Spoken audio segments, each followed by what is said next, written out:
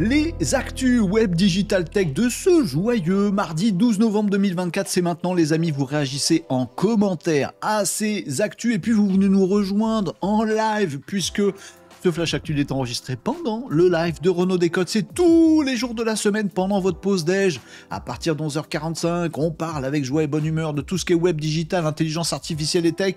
Et c'est trop cool. Mais pour le moment, c'est l'heure du flash actu. C'est tout de suite, c'est maintenant. Google Maps, ça c'est très bien pour voir où habitent les gens, pour aller espionner leur jardin, leur maison, savoir s'il y a une porte sur le côté, une fenêtre ouverte pour aller les cambrioler. Non mais ça va pas à la tête.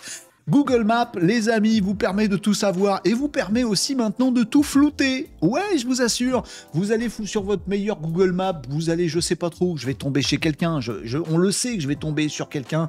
Par exemple, l'Île-sur-Serein, c'est complètement un hasard ce que je fais.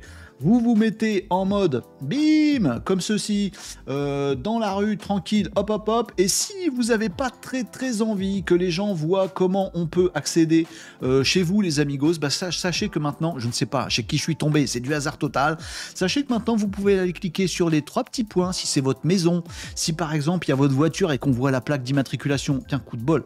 J'ai réussi à trouver un truc où ça marche. Bon, les amis, mais c'est ma voiture, on voit la plaque d'immatriculation, c'est pas possible. Ou c'est ma maison et on voit qu'on peut rentrer par la fenêtre, c'est pas possible. Les amis, regardez, 3 petits points, bim, vous pouvez signaler un problème ici et vous pouvez, regardez, flouter par zone les différents endroits que vous auriez envie de flouter dans votre Google Maps préféré. Par exemple, dire « Ah non, mon véhicule a une plaque d'immatriculation, ça se trouve ici, regardez, hop, je veux flouter là où on voit la voiture, bim bam boum, je certifie que c'est bien ma voiture. » Là, je vais pas le faire parce que c'est pas la mienne. Vous pouvez flouter votre maison. Vous pouvez ajouter des petits flous comme ça qui vont être durables, c'est-à-dire que même s'il y a des nouvelles versions, s'il y a la Google Car qui repasse pour prendre des photos, les amis, votre photo, votre visage, votre maison, votre voiture sera toujours flottée. Flouté, pas flotté. Les amis, une petite fonctionnalité sympathique à connaître si on a envie de garder un petit peu de sa vie privée dans Google Maps. Il fallait le savoir et voilà, maintenant vous savez, allez flouter les amigos.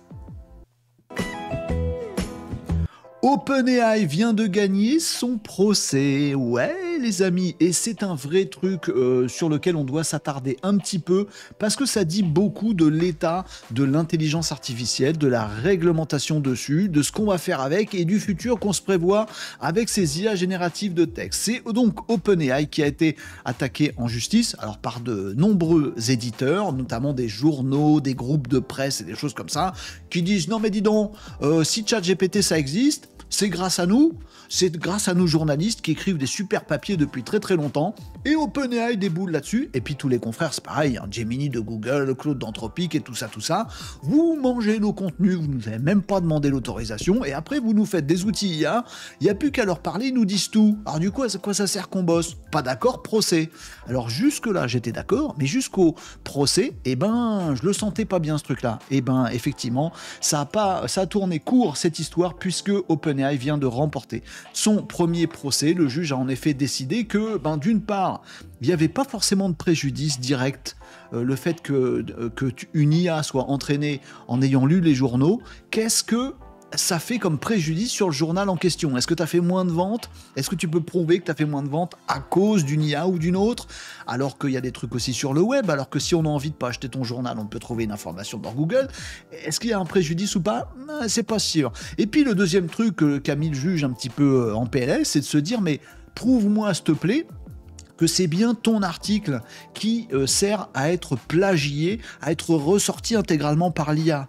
C'est pas prouvable, parce que l'IA, c'est pas Google, c'est pas un truc qui chope votre contenu et qui le recrache comme ça, tel quel, et ce serait du plagiat. Non, c'est fait pour entraîner un modèle d'IA qui ensuite peut papoter avec d'autres mots, d'autres phrases, d'autres richesses de vocabulaire, de grammaire et d'orthographe, d'autres langues, qui va vous parler du sujet. Il a juste été entraîné, il va pas vous ressortir tel quel le truc pour plagier.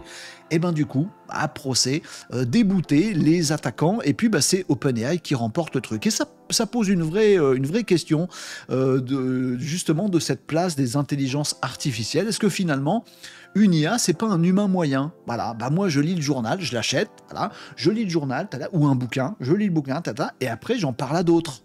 Alors je reprends pas exactement les mots du bouquin ou du journal, mais j'en parle à d'autres. Est-ce que je peux être attaqué pour plagiat? Bon, bah à ce moment-là, on n'a plus le droit de dire aucun journal, aucun bouquin. Ah, voyez le truc?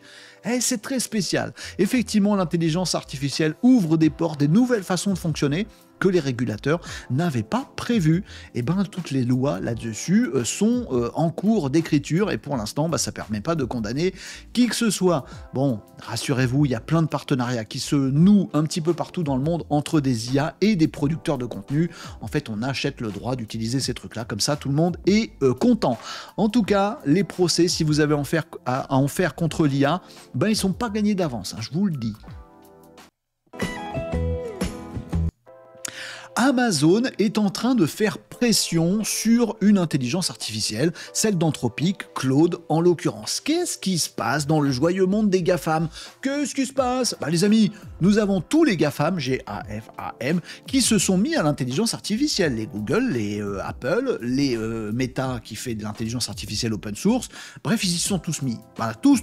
Ah non, il manque un A, celui d'Amazon. Qu'est-ce qu'ils font Amazon? Pourtant, ils ont plein de moyens, ils ont plein de données, ils ont des milliards, ils ont des serveurs, ils ont du cloud, ils ont de la puissance de calcul. Pourquoi qu'ils ne nous font pas une IA dont on parlerait tous les jours ici sur Renaud Décode? Tiens, c'est bizarre ça, pourquoi? Alors ils ont investi dans une boîte, ils ont mis quelques milliards quand même dans une boîte qui est Anthropic. Claude, ça c'est le modèle de chez Anthropic. Anthropic, vrai concurrent d'OpenAI. S'il y a un concurrent d'OpenAI, c'est Anthropic. Voilà, même positionnement, ils ont envie de faire une IA qui dépote tout, c'est que des anciens d'OpenAI qui ont fondé Anthropic d'ailleurs, c'est assez marrant, bon, et ils font une IA qui est parfaitement concurrente à celle de OpenAI, ChatGPT 4o et tout le bastringue, à la hauteur, qui sait faire du code, bref, toutes les fonctionnalités sont là, ils se copient vraiment, ils se tirent la bourre, ces deux-là, voilà, mais Anthropic, ils n'ont pas forcément de financement et c'est pas forcément un GAFAM. Et bien les amis, Amazon est en train de faire pression sur Anthropic en leur disant, écoutez les amis, nous, on n'a pas d'IA, on veut rentrer dans la course comme tous les autres GAFAM, donc il nous faut une IA. Anthropic, c'est génial ce que vous faites, Claude, c'est absolument super, c'est à la hauteur d'OpenAI, et si on se faisait des bisous, si on se mariait vraiment, si on faisait des trucs super, moi Amazon, je suis capable de vous lancer des milliards sur la table. Je vous demande juste un petit truc, Anthropic si vous voulez bien, si on fait une fusion, un gros partenariat, comme Microsoft OpenAI par exemple, il y aurait Amazon Anthropic, et ça a de la gueule, vraiment, ça peut bousculer le monde des intelligences artificielles génératives, les amis, ce truc-là. Si on fait ce partenariat et ce mariage ensemble, il faut que Anthropic lâche un petit peu Nvidia et tous les autres et viennent sur le cloud d'Amazon avec les services d'Amazon, avec les procs d'Amazon et la puissance de calcul d'Amazon. Oui, un mariage, c'est pas qu'à moitié. Anthropic réfléchit à ça. Si Anthropic dit oui, il vendra un petit peu son âme au diable, mais c'est pas grave. Enfin, au diable, ils sont très bien chez Amazon. Mais Anthropic avait quitté, les gens d'Anthropic avaient quitté OpenAI justement parce qu'ils trouvaient que c'était trop mercantile. Bon, finalement, peut-être que pour avancer dans l'IA, il faut quand même des soutiens à coup de milliards d'un GAFAM. Bon, peut-être qu'ils vont changer, virer un petit peu leur cutie. Peut-être ils font un partenariat avec Amazon. Si c'est le cas, on va avoir un nouveau géant. Parce que Anthropic et les modèles Claude sont déjà superbes, vraiment à la hauteur de ce que fait OpenAI, vraiment c'est super. Si en plus derrière ils ont eux aussi un GAFAM comme OpenAI à Microsoft, Anthropic aura Amazon, ça peut vraiment changer complètement la face du marché de l'intelligence artificielle générative. On va suivre ça de très près. En tout cas, je me dis que les gens d'Anthropic, ils se font des nœuds au cerveau en ce moment. On se marie pas. Les amis, c'est la vie, on verra comment ça tourne cette petite histoire qui peut s'avérer révolutionnaire dans le monde des IA génératives. La réalité virtuelle peut sauver des vies. Mais avec vous, les amis, la réalité virtuelle sans un humain derrière les lunettes, ça sert pas à grand chose, les amis. Oui. Mais alors, dans quel domaine ça peut être vraiment intéressant, la réalité virtuelle? Dans les jeux vidéo. Non, mais vraiment intéressant pour les gens. Où est-ce que ça peut sauver des vies? Parce que tuer des gens derrière un casque de réalité virtuelle dans le meilleur jeu de sa vie, ça peut être coolos. Mais sauver des gens, avoir vraiment une utilité pour l'humanité, les amis, c'est parti, effectivement, avec des entreprises comme celle-ci. Alors c'est une entreprise à mission, ça s'appelle D'un seul geste. Je vous invite à aller voir le site web D'un seul geste. Ils ont mis à profit, vous le voyez ici, la réalité virtuelle, la réalité augmentée également, pour vous faire quoi?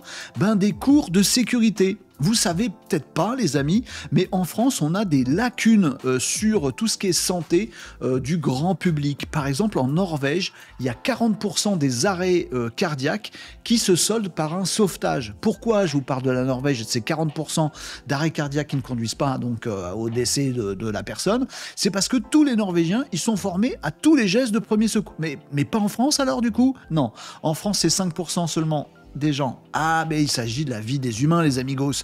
Alors il faut former toute la population française à ces gestes de premier secours, au départ d'incendie, aux gestes de massage cardiaque, au bouche à bouche, à tout ça. Eh ben les amis, je vous propose d'aller découvrir d'un seul geste. Alors je vous en parle, il n'y a pas de sponsor derrière tout ça, mais parce que je pense que ça sert à une bonne cause. C'est une entreprise à mission soutenue par l'État. Et comme vous le voyez ici, ils vous font plein de cours avec un casque de réalité augmentée où non seulement vous faites le massage cardiaque, mais vous voyez dans vos lunettes la scène comme si elle était réaliste. Non seulement ils vous apprennent à utiliser un extincteur, mais dans vos réalités virtuelles, ils vont pas foutre le feu à vos bureaux, les amis. Ils vous montrent un environnement où il y a un vrai feu. Et est-ce qu'il faut aller sous le feu, au-dessus du feu? Comment je fais avec l'extincteur? Eh ben tout est expliqué là-dedans grâce à la technologie. Et ça, c'est très très cool, les amigos. C'est un geste que je voulais souligner parce qu'effectivement, si on arrive en France, grâce à la technologie, à faire bouger l'ensemble des Français dans le bon sens, il y a un mec qui est très heureux de tout ça. Ce sera moi, les amis, et je suis sûr que vous aussi. Voilà pour les actus du jour, bande de malinos. Nous, on va réagir, on va débattre, on va réfléchir à tout ça. On va aussi répondre à tout un tas de questions que vous auriez sur le web, le digital, l'intelligence artificielle, les automatisations. On va faire des petits tutos, on va découvrir des tas de dingueries. Mais tout ça, c'est en live, les amis. Sauf Flash Actu est enregistré pendant le live de Renaud Décode. Ça se passe tous les midis de la semaine, à partir de 11h45, sur Twitch, sur TikTok Live et sur YouTube Live. Venez nous rejoindre pour papoter de tous ces sujets. Nous, on va débattre tout de suite maintenant, mais ça va être en live.